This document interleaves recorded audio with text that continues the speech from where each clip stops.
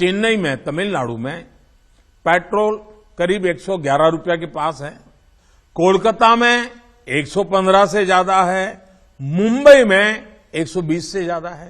Last week, Prime Minister Modi finally broke his silence over the rising fuel prices in the country. Ironically, he chose to touch upon the subject while he was actually discussing over the COVID-19 situation in the country.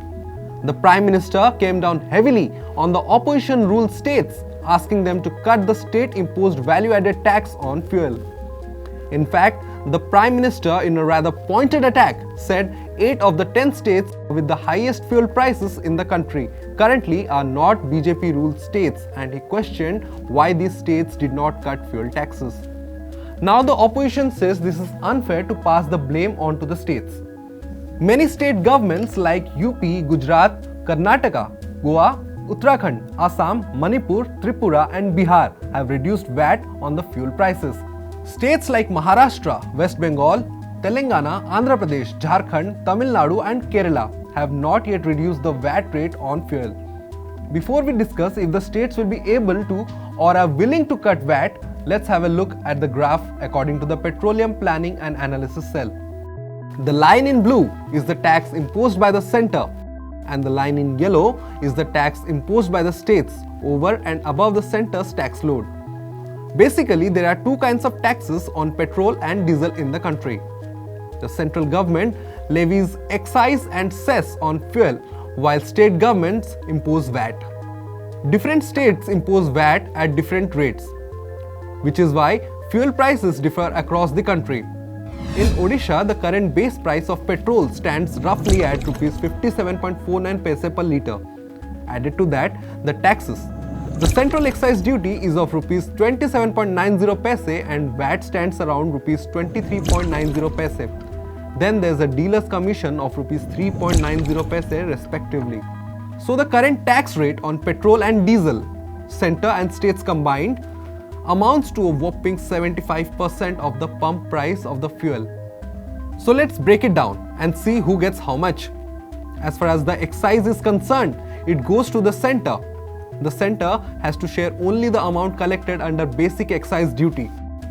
But the basic excise duty accounts for just 4.2% of the amount collected by the center as fuel taxes. The entire VAT remains with the state. Now the question is, will the states bite the bullet and give up their own revenue? And how much will the states lose? In 2020 to 2021, the total collection by states from sales tax on petroleum, oils and lubricants was around 2 lakh crores. Whereas in first 9 months of 2021 to 2022, it was around 1.9 lakh crores. So on the economic side of it, there is less incentive for the states to cut from the VAT. The states are grappling with COVID-induced slowdown, and pandemic management is also an additional strain on their coffers. However, from the political point of view, the blame game has started soon after Modi's appeal to the states. West Bengal CM Mamata Banerjee, hitting out at the Prime Minister, said if the centre repays West Bengal is 97,000 crores, which the centre owes to the state, or half of it, they would provide higher cuts on petrol and diesel than the BJP-ruled states. Similarly, Maharashtra CM Uddhav Thackeray has also taken a jibe at the Prime Minister, saying the union government owes Rs 26,500 crores to the Maharashtra government, and the centre is earning more from the sale of petrol and diesel than the state.